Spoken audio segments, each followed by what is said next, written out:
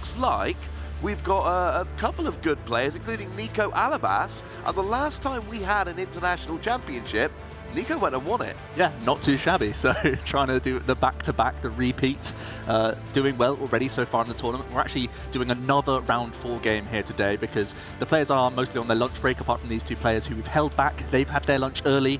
Now they're ready to go and get back into the action. So I'm sure they're excited to get back into the swing of things. They've been waiting around for a little bit, but this means that we have non-stop action here while the other players are waiting for their 5th round. Yeah, just because the players have to have a lunch break does not mean the stream has to have a lunch break. We can keep bringing the games, and it's really nice seeing these previous international champions coming out. Oh yeah, and they just good.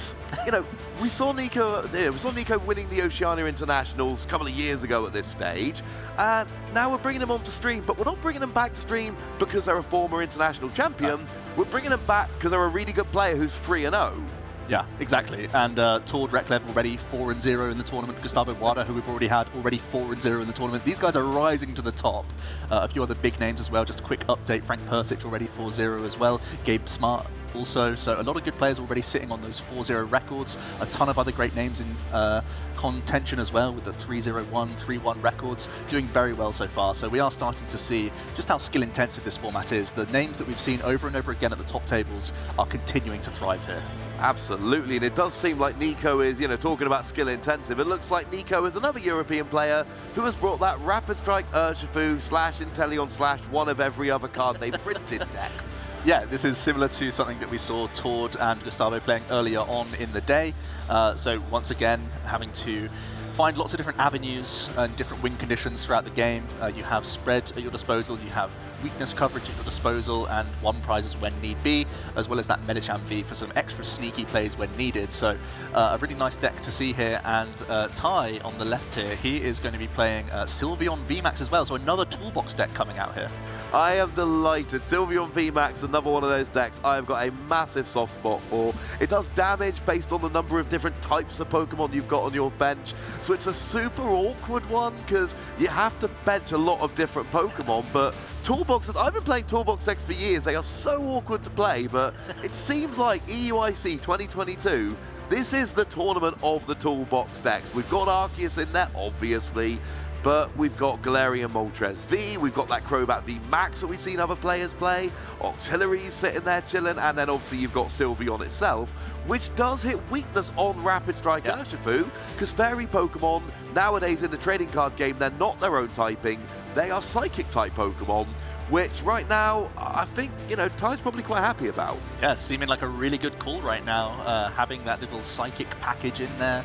Sylveon VMAX will be very difficult to deal with for Nico, so we'll see how he has to tread in this matchup, as we are seeing some more prizes come down. Always awkward for Nico for having 2 Sobble in those prize cards, but equally as awkward, a couple of Rapid Strike Energies finding their way into the prize cards. This is the main way that the Sylveon VMAX can attack for 2 energy attachments, and of course it lets the Rapid Strike Urshifu be much more prevalent, so a little bit awkward there. So we'll see how he tries to navigate that as we are going to be getting into another round 4 game. We've already just seen a lot of great action from Eleanor and Pablo, but we are having our second round of round 4 here to go. Both these players sat on 3-0 records and trying to continue that amazing run. No, absolutely, and there's on so many rounds today, and 19 match points gets you in there, and 4-0 is still only 12 match points. That's still quite far away, but the more you can stack these wins, then the more you can, afford to stumble a little bit towards the end when you're really, and at the end is when you are facing, everyone else who's got those amazing records. So stacking up the wins early is definitely the way to go. We see the fist bump, we see the cards being pulled over, and we've got Urshifu, and we've got that lovely art of Sylveon there as well. So Sylveon, and a VIP Battle Pass, turn 1. Yeah, Ty is playing 3 copies of the Battle VIP Pass, so it's a great start. They also have that Sylveon V already established, so I imagine we're going to see some more setup Pokemon coming into play here. There is an Arceus V-Star line as well as an Octillery package in Ty's deck. These are some great cards to get down early, but already we're seeing a very decent start. The VIP Pass for a couple of basic Pokemon. You can end your turn on a Dream Gift that can guarantee you something like an Evolution Incense, and that opens up the door for that Starbirth. So a fantastic opener here already, just from 1 action, and there could be even more to come here. Looks like they're eyeing up a Quick Ball. Yeah, I love Sylveon V for that Dream Gift ability. Sure, it ends your turn, but turn 1 when you're not allowed to attack, or any turn where you're having a bad time and you can't get anything going, why not? It's not something you have to use, but it's such a ridiculous advantage to actually have access to it. It's not the reason you're playing Sylveon, but when you've got that as a bonus in a card you had to play anyway, it really is just such a huge advantage. And look at Ty flaunting, getting rid of an Ultra Ball with that Quick Ball. So that's really just a telltale sign that the hand is really strong. And now he's going to represent that Urshifu V as well.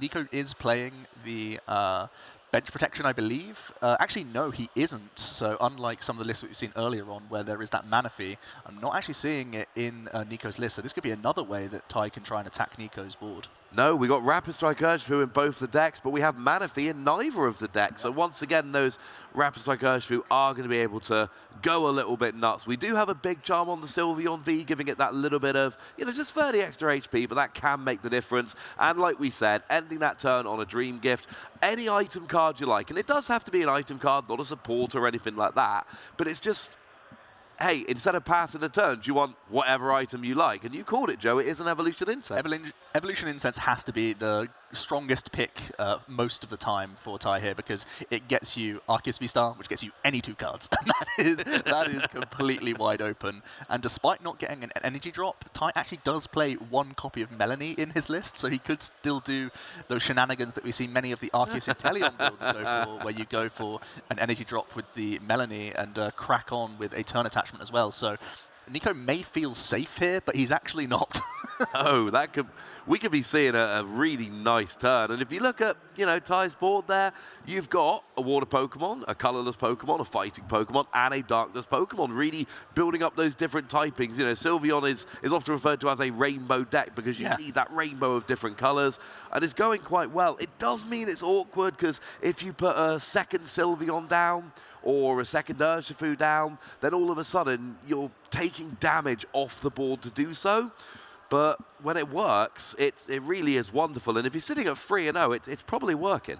Yeah, and Nico taking his time looking through prize cards. Can't be too happy to see 2 of his Sobble in those prizes. It is the backbone of his own draw engine. So we'll see what else he can piece together this turn. Typically, Keep Calling is a really good end of turn play that you can go for on those openings. He may look to make a sort of strafe attack instead with the Rapid Strike Urshifu to get it out of the line of fire if he has energy in his hand. We'll see if he has any supporters to play here as well. Looks like the Bird Keeper is a great way to protect his Urshifu a little bit better here, as he can draw an additional 3 cards. While doing so, he has picked up an energy, so he could at the very least get a second Sobble down here and maybe even more Urshifu. Indeed, but the problem is, getting a second Sobble, obviously a good thing, but then that's basically it at that stage. If 2 Sobble are prized and 1 Sobble's been knocked out, then that 1 remaining Sobble, that's all you're going to have. I mean, until you start pulling off, I'm assuming there's one of Clara. Of course, there is always a one of Clara. There's always a Clara. Yeah. So it's going to be probably the Remoraid alongside this Sobble, as long as it's available, and maybe there was also another Urshifu drawn off the Bird Keeper, I believe, and Nico chose not to put that into play because he's not feeling too vulnerable against any boss's orders when there are currently no energy on Ty's board. So he can feel safe enough with just 1 2-prize Pokemon in play right now, hoping that it's going to remain safe this turn. Absolutely. I mean, Sylveon can do 60 damage for 2 energy, so that is potentially an option here to take an early KO on the Sobble. It's not really what you're looking for, but could be an early KO there. It's not why you're playing Sylveon, but it's an option. Yeah, it can't be bad at all, and just kicking off a prize race, removing a Sobble from play when you know your opponent has prized at least 1 can't be a bad thing here.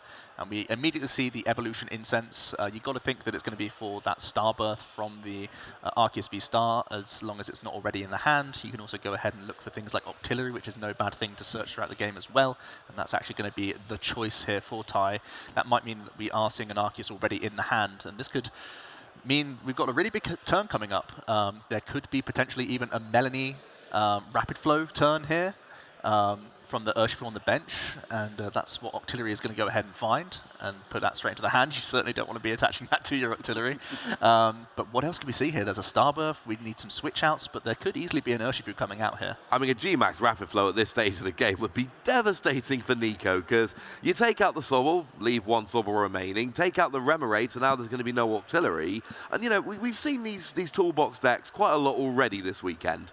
the fact of the matter is, if you're sat there and you haven't got access to your shady dealings and you don't have access to your artillery, your game is not going to be going that well. You're not playing a lot of draw supporters. You are relying on Pokemon to get you what you need. And if they're off the board, it's going to be a very, well, I was going to say it's going to be a long game, but it's not. It's going to be a short game and you're going to lose. Well, look at this, grabbing Water Energy and Melanie. So you can see the intent here from Ty. He's going to look to discard that Water Energy in any way he can, hopefully with some Ball Search. It looks like he's not going to be going for the Rapid Flow line. This is just going to be a more conservative Sylveon line by the looks of things and just initiating a prize race if needed.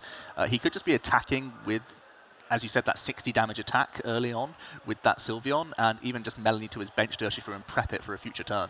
Yeah, and I like this. I like the way we're going here, because we said, Sylveon hits Urshifu for weakness. So, yes, you can pull off that big, impressive play with G-Max Rapid Flow. That's absolutely on the table. But the fact of the matter is, that's awkward, because then you discard the energy and you're looking for, all right, what's the next play? Whereas with Sylveon, you attack, what's the next play? Use a VMAX to start taking out Urshifu. And actually, although it's not quite as fun a splash play to begin with, it's probably more sensible over the next couple turns. Yeah, and I think this is just like the guaranteed line. Ty not wanting to miss a beat at all. Happy with the magical shot here to take a KO. Nico just making sure that's what the attack does. It's a vanilla 60 damage, no other text involved at all, does the job in this instance, and it does initiate that prize race. Wasn't able to take a Rapid Strike energy, which is a shame. So although from Nico's perspective it looks like that Urshifu is being threatened, but actually there's no way that Ty can pull it off next turn. No, and this is really good from Ty. I like that he put the energy onto the Urshifu on the bench, because now there's a lot more options. He can use a Rapid Strike energy and an Urshifu VMAX to use G-Max Rapid Flow if he wishes, and we all know Octillery will get that Rapid Strike energy super easily. Or he can go into Sylveon VMAX and get a big one-hit KO on the Urshifu. Basically, whatever Ty wants to take down next turn, he's going to be able to do so, and I really like that. I love setting himself up, like these toolbox decks do. Whatever Nico does, Ty is going to have an answer. So, I mean, if you're Nico here, what's the play? Because your main attacker is Urshifu, but look at this. Having to go for the Peonia, hoping to dig out some Sobble, I think, is what he's going for here. This is not a great feeling, especially when you're being threatened early on by the Sylveon. The Peonia may not being played this turn, but at least it's something that he wants access to. I could easily see it being a combination this turn, though, because really, what can Nico offer up here? It's going to be that Peonia, so we're not going to see any sneaky Raihan plays, no Rapid Flows coming in this turn. He may try and piece together some sort of Gale Thrust attack, but it's so vulnerable to the Sylveon, which is hitting you heavily for weakness. So we'll see what he picks up now. We're looking at some options. There was at least one Sobble picked up for Nico and other parts of the Inteleon line. But this is just a matchup that's, not common. You're not expecting to see the Sylveon VMAX all too often, and Nico's toolbox isn't really geared to deal with the Sylveon VMAX. no, it really isn't. And we heard, our lovely American casters were chatting a little while ago about Whimsicott V-Star. And there's a very similar thing kind of going on here. Weak to metal, well, metal Pokemon, there have been times in the Sword and Shield era where you could not play anything weak to metal because Zacian was everywhere. That's not where we are at the moment. And these VMAXs have very high HP. If you're not being hit for weakness, it is extremely difficult to actually be KO'd in one hit. So you've got that little bit of extra time. I do worry, Ty's playing a 2-1 Sylveon VMAX line. It's a very thin line. If the one Sylveon VMAX ends up prize, that's potentially a bit of an issue. But because you've also got the 2-1 Rapid Strike Urshifu line, and you've got your 1-1 Arceus V-Star, it does leave you at the mercy of prizes, but it also gives you really nice options. And when you're not hit by the prizes, like Ty isn't this game, he's got so many options to pivot into next turn if he wishes. Yeah, and Nico is going to go ahead and fire off an Evolution Incense. Looks like he's getting his own Octillery developed here, and he's going to be able to use one Rapid Strike Search this turn. He's already got the energy established onto his own VMAX, and he is clutching onto a Scoop Up Net in his hand already. So this is just going to be a Rapid Strike Search, prepping for a future turn, as he has already got that energy drop. Nico does have a second Urshifu V in hand. Might have to be coming into play here, but they're just such easy prizes for Ty, especially when they've already gone down one prize. I feel like Nico's route here is going to try and hit aggressively here with a Gale Thrust if he can, and then just try and leave only one prize Pokemon in play for potentially some crazy swings with Galarian Moltres, his one prize attacker in the deck. Yeah, that might have to be the way to go. You know, what you really want to do in an Urshifu deck is like, hey, it's got 330 HP, hits a big damage, hits a great weakness, can take multiple KOs in one turn, etc. Let's go for that. But Sylveon's just, you know, it's too awkward. Unlike here, you're bringing out your big free prize VMAX, you're not KOing Sylveon V. And this does not feel good. If Ty is able to piece together a KO here with his VMAX, he then is very likely to take off of his prize cards Rapid Strike Energy for a Gmax Rapid Flow to close out the game, because Nico has many single prize Pokemon that he can put into play. But we're actually going to see an Avery to kick things off here, drawing 3 cards and giving Nico a difficult decision straight off the bat. Absolutely. One thing that must be pointed out, if I'm remembering correctly, Sylveon is actually a Rapid Strike Pokemon. Yep, absolutely. Which means that even though there's only one in the deck, Octillery will search it nice and easily, so it's just any energy that Ty is looking for here to guarantee that attack. And there's a huge hand size for Ty right now. There's no doubt that he's got at least energy in hand and that Octillery can do the rest for him. The Avery is actually a bit of an interesting one, because now it gives Nico an option to scoop up net and remove some prizes from play, which gave, you know, Ty had a really easy prize map, which was going to be knock out this VMAX this turn, thanks to weakness, and then just have a Gmax Rapid Flow to take the final 2 prizes. This Avery now opens the door a little bit more for Nico to, you know, do some shenanigans with some scoop up nets, but we'll see how it affects Ty as he does go straight into the Sylveon VMAX, that max harmony attack, doing 70 plus 30 for each different type of Pokemon on their bench. Currently doing plenty to get a 3 prize KO here. Thanks to weakness. Does he want to make any other actions this turn? Looks like he's going to go for a quick Rapid Strike search. Why not at this point? He could grab himself a Urshifu VMAX to hand if it's not already there developed. He's actually going to grab a Fan of Waves here. That doesn't seem to be the strongest option. Yeah, it is going to be that Urshifu VMAX. Makes the most sense to me. It's a pretty safe attacker on the board right now. May as well get it developed just in case there is any other hand disruption coming out from Nico. Yeah, and you've said yourself, Gmax Rapid Flow can win the game next turn in lieu of any, you know, scoop up net, etc. from Nico.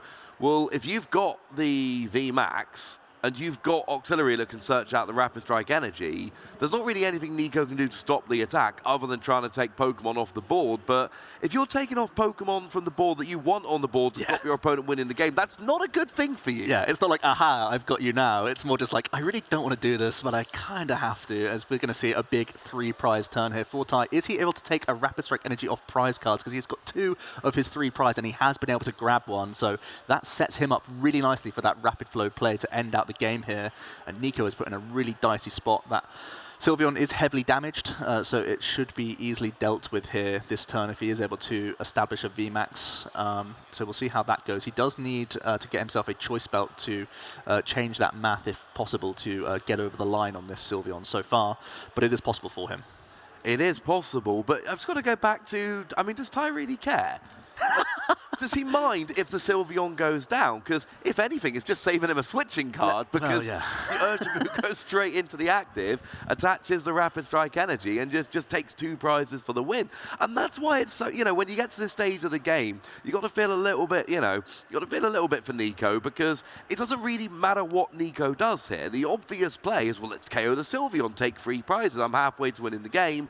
But because Ty's got that other attacker set up with 2 prizes remaining, it's too well set up, and and that's what Nico thinks as well. Nico scoops game 1, and Ty does take the lead 1-0 with, of all things, Sylveon VMAX. And that was convincing. I mean, Nico's deck is built to handle many situations, but Ty there really breezing through with the Sylveon. Such a difficult Pokemon for Rapid Strike Urshifu to get over.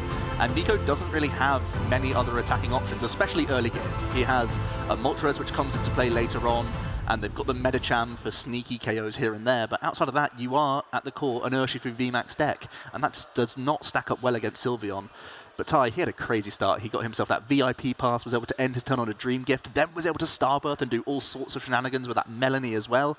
Everything went in Ty's favor that first game, so really awesome to see his deck in action and really strutting its stuff. Yeah, that was absolutely beautiful. Loved seeing that Sylveon coming out. And I think what we might have found is the counter deck. This is the next step. There's even more Pokemon in the toolbox, and the Psychic types coming in now. It was a really great call from Ty already to be adding that into the deck when Urshifu, you know, there were murmurs of it, and sure, it did really well in Liverpool, but that was in the hands of one of the best players in the world, literally a world champion, and you know, to say I need to counter this deck, even if there's only a handful of very top players playing it, it means, you know, you're backing yourself to get into those top tables so you can start hitting them in the first place. And yeah, the Sylveon's paying dividends so far. I mean, you've said yourself, Tord, I think you said sitting at 4-0, Gustavo sitting at 4-0. Yeah. So, and Robin, I think you said is... Robin's doing well as well, yeah, he's up there. So these players are probably going to make day 2. Yeah. Let's be honest with you. We know it's a good deck. We know they're good players. We know they're off to a good start. At this stage, they've got to be some of the favourites to get up to day 2. So if you cannot beat that deck, you're probably not winning this tournament. Yeah, Nico, actually with some even more awkward prize cards, he prized both of his dark single prize Pokemon. Ooh. So he basically is forced to attack with the Urshifu VMAX again this game, which is going to be a little bit awkward for him. Of course, he does play that Peonia supporter to help dig out some of those Pokemon, but in the early turns, there's no guarantees that you're going to hit it off of just the 3 cards that you're able to see. So very awkward already for Nico in this second game, as it looks like he has opted to go second, allowing Ty to go first again. And it looks like he's already got himself a couple searching cards to get into the game and get some Pokemon down on the board. Yeah, I mean, didn't start the Sylveon, which is sad. Does get the Sylveon straight away. I mean, that Dream Gift, you know, forgive the pun, it is a real gift on turn 1. Because there's no real downside to using it, because you're going to end your turn without attacking anyway. Now we get the Crobat drawing a bunch of cards, and again, you've got different typings of Pokemon going on. The only thing that worries me about Ty's deck is your 2-1 Sylveon, 2-1 Urshifu, 2-1 Crobat. Is it 2-2 Arceus? Yeah, it's a 2-2 Arceus V-Star, yeah. But it's lots of one-offs. But I think for the second game in a row, prize-wise, it's gone out of it. Yeah, doing really well, and is once again able to end their turn. Got an attachment on Arceus. Now they can go ahead and guarantee themselves that Evolution Incense. Nico's list does not play any hand disruption whatsoever, so you can be pretty confident that you're able to get that Starbirth next turn and really kick off well. Instead going for a Quick Ball, which might indicate that he's already got access to the V-Star on the following turn. Yeah, absolutely. Although you laid it out really well in the previous game, there's not really any reason not to go for Evolution Incense. If Evolution Incense guarantees you the VMAX, which then guarantees you any 2 cards you want, why would you go for a Quick Ball? If you really want the basic Pokemon, get it off the Arceus next turn. Yeah, that makes sense. I do think the Quick Ball did not go into the hand. It actually went into the discard pile, so we'll actually make sure that everything's going right here. But Ty should have that Quick Ball in his hand. That was what he searched from Dream Gift, but I think he put it directly to the discard pile, so we'll get that fixed. But Nico does kick things off with an Avery just to draw 3 cards. It's not a great feeling whatsoever, but at least there is going to be a Sobble here and an extra Level Ball coming in for some additional basics. He's once again going to do that search, make sure he's on top of those prize cards. It's definitely a headache to go through your deck so early on when there's so many individual one-offs to keep track of here. But hopefully Ty's going to get that Quick Ball back in his hand after the Dream Gift, and we can carry on as normal. But Nico can develop a second Sobble here pretty comfortably. Yeah, getting out those Sobbles really good, opening up those Drizzle for those Shady D-Links, potentially some Inteleon down the line as well for... well, more Shady D-Links, honestly. Although we do see that Nico is playing one of each of the Inteleon, both the Shady D-Links and the Quick Shooting, which is really nice. So, I mean, it's really, for Nico here, it's just about establishing your ball. We do see the Quick Ball going back into Ty's hand, pointing to that Sylveon, saying, hang on a second, I got that off. That should be in my hand. I actually want that resource. I cherry-picked it myself. Yeah, there we go. We got it fixed all in time as Nico has done his early game deck search. Normally takes a little bit longer on those opening turns, but we give players that courtesy because it is so important to check those prizes. Nico now able to get Snorlax down. We may see an attached retreat from Remoraid. We absolutely do. So we can see a Gourmandize here, so Nico can fill up his hand.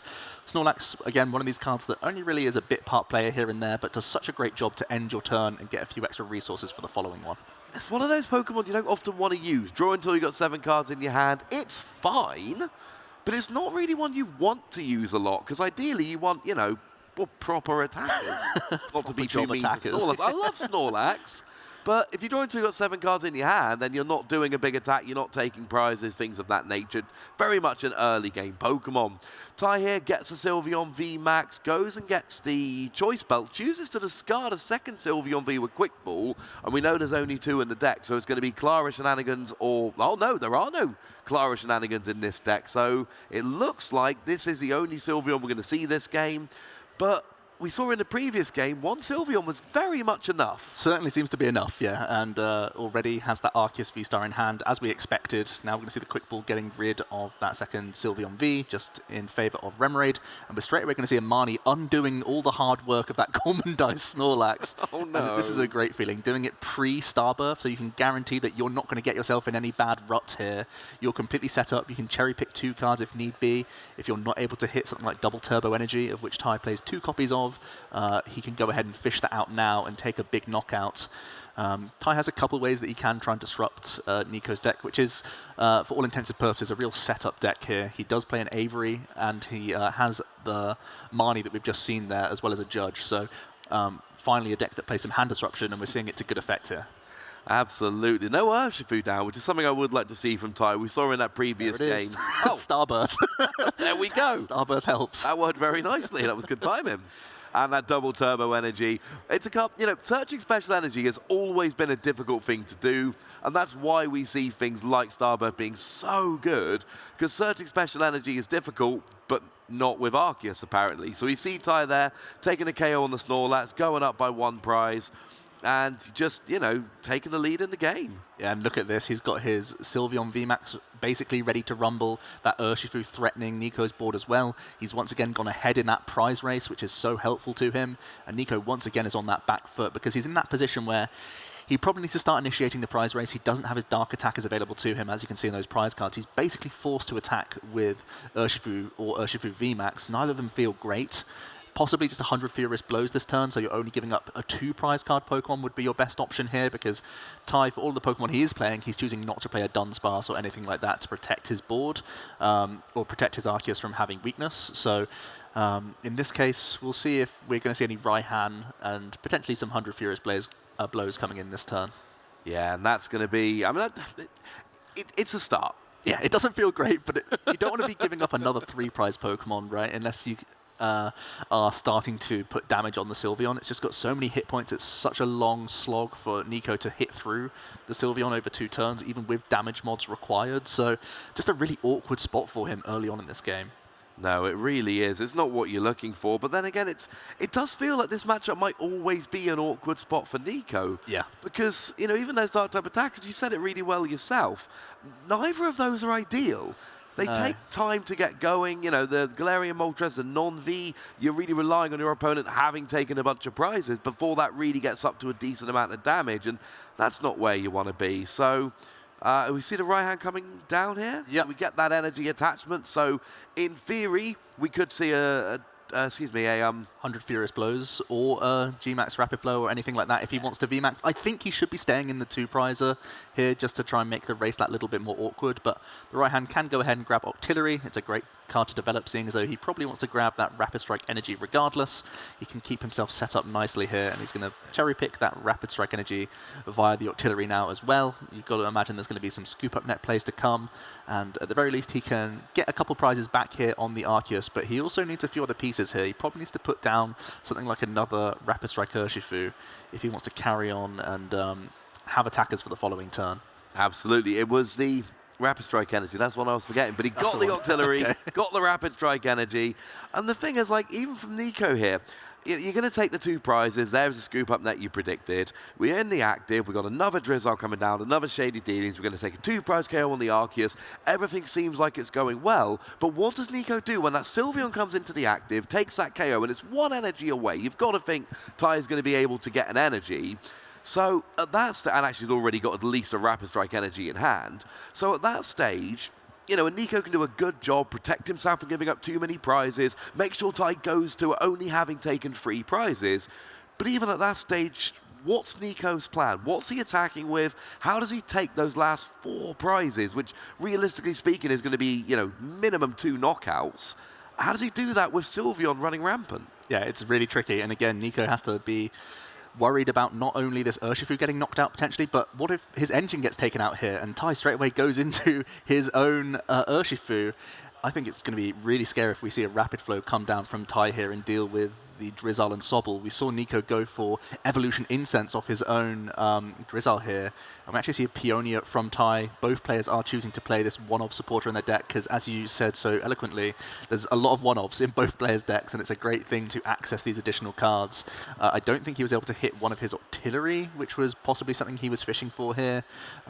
But he's got Ultra Ball and Rapid Strike Energy. Yeah, I think he's pretty good. I think his hand is pretty well set now after this Peonia, so this is going to be a monster turn no matter how you slice it. Crobat can happily stay back in those prizes, not going to be too important for him just yet. And as you said, he's going to have a wonderful turn here, being able to Ultra Ball away a couple basic Darkness Energies and establish that probably Artillery that then can establish the Urshifu here and have a cracking turn with a big spread. Yeah, absolutely. Everything here is looking quite nice. You know, you never use the Ultra Ball to go for the Urshifu. You'd always use that to go for the Artillery because that gets you the Urshifu this turn and then another Rapid Strike card next turn. And the next turn, if there is a next turn, which there might not be, it's going very, very well for Ty here. You know, we're going to see potentially a double KO here. It certainly seems like this is where Ty wants to go. We're going to see a KO, presumably on the Sobble and the Artillery? I would say Sobble Drizzle makes the most sense, especially because Nico took an Evolution Incense off of his Shady Dealing the previous turn. This really does map out prizes nicely, and Ty knows what is a number of his prize cards thanks to the Peonia, and he wants to ignore those for now and instead is able to get a Moltres for him, which isn't too helpful in this instance, but he's really racing ahead in prizes, and his board state is just far superior to Nico's right now. Absolutely. And now Nico's in an awkward position where he cannot VMAX. If he VMAXes, that Sylveon will get a one-hit KO nice and easily. So you need to kind of try and navigate your last 4 prizes in a Rapid Strike Urshifu VMAX deck without using Rapid Strike Urshifu VMAX. Pretty tricky, yes. I think you'll find that's not the easiest, especially when your engine has basically been wiped out. The Artillery is only getting cards that you don't really want to see at this point. You don't really want to grab your VMAX because there's already a Sylveon almost like checking the Urshifu VMAX from coming into play altogether. It's threatening an easy response KO to finish the game here. So all Nico can do really is use Artillery to thin cards out of his hand. And this is really punishing that he went for the Evolution Incense on the previous turn because he better have a decent supporter in hand, otherwise he's really not doing much. No, that Evolution Incense would have been perfect, searching out an Inteleon to evolve that Drizzle.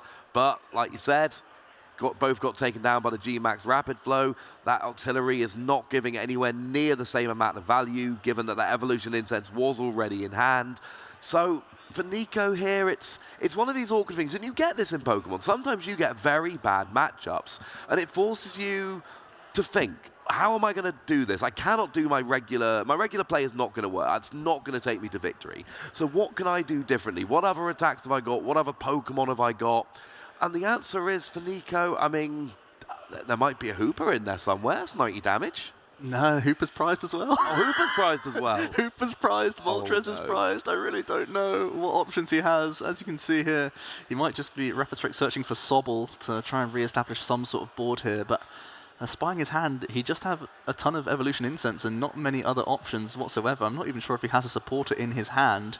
He's kind of just at the mercy of Ty here. He may just launch 100 Furious Blows, and that's pretty much Nico's turn.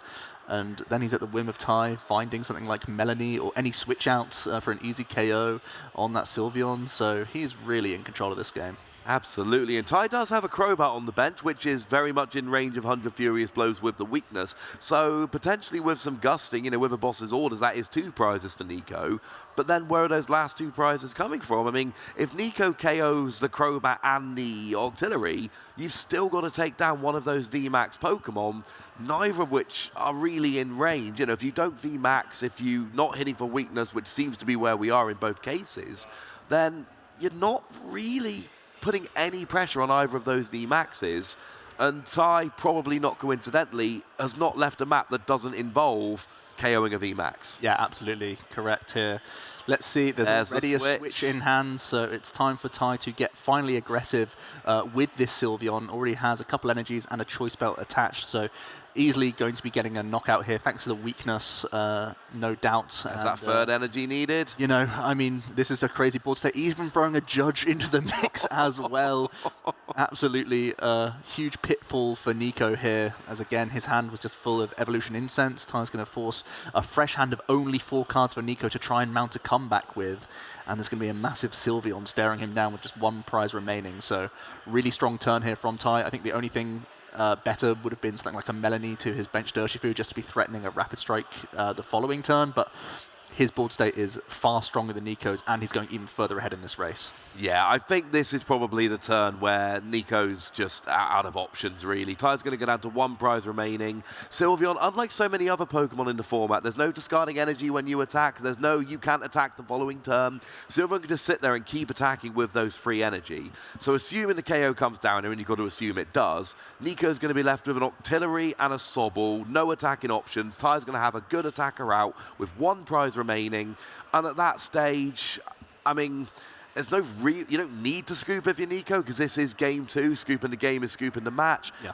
But I don't think at this stage there's any realistic route back to victory for Nico. Yeah, this is looking certainly very awkward. Ty is getting oh so close to victory. It's all going to be pretty routine for him, as he is going to take that 2 prize knockout, put himself just that Crobat VMAX away from closing out the game, and Nico still has those really awkward prizes. We're not going to see any burst damage from the Moltres or anything here. He is really limited at what he can do. I'm not too certain if there is much at all this turn that you can try and do to mount a comeback. Maybe some sort of stalling plays with a Boss's Orders is your best option, but even then there's Rapid Strike Pokemon with Urshifu, and there's nothing to say that there isn't a Tower of Waters in Ty's deck, so this is just a really awkward spot for Nico. I'm not seeing an easy way out of this. He needs a few turns of breathing room, and he's just simply not going to get it. No, he's not going to get a KO on the Sylveon. There's nothing that can get a KO here, really. And to be fair, you know, that Rapid Strike Urshifu is potentially gusting fodder. Gust it up, try and buy yourself a turn or 2.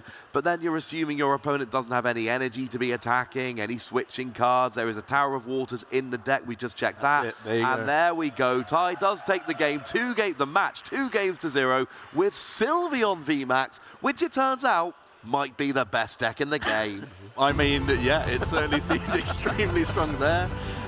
Nico didn't really have much of a leg to stand on in the series, to be honest. Ty was breezing through a couple of really strong starts from him, getting that early Sylveon V established, allowing him to Dream Gift into anything he wanted with the Arceus V-Star. What a great feeling to have, these abilities to help you even get towards your Arceus in the first place. It's just such a strong archetype that has engine pieces here and there, but they're also fueling the damage output of that Sylveon.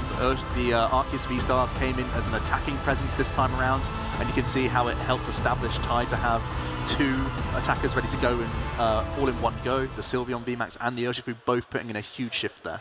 And I think what Ty did somehow was make Arceus V-Star more consistent. Yeah, absolutely. And strangely enough, it's by thinning down the lines and playing other Pokemon around it to make it even better. And as you said, when you're able to cherry pick the likes of Evolution Incense for turn 2, it's such a great feeling, especially in a format where there's so few cards, well, hand disruption cards. People are choosing to play like 1 or 0 Marnie in most deck lists, and it means that you can sit there pretty happy with a great hand for the following turn. Yeah, and you play your Battle VIP Pass, your Quick Ball, your Ultra Ball, bunch of Pokemon search. Because really, if you end turn 1 with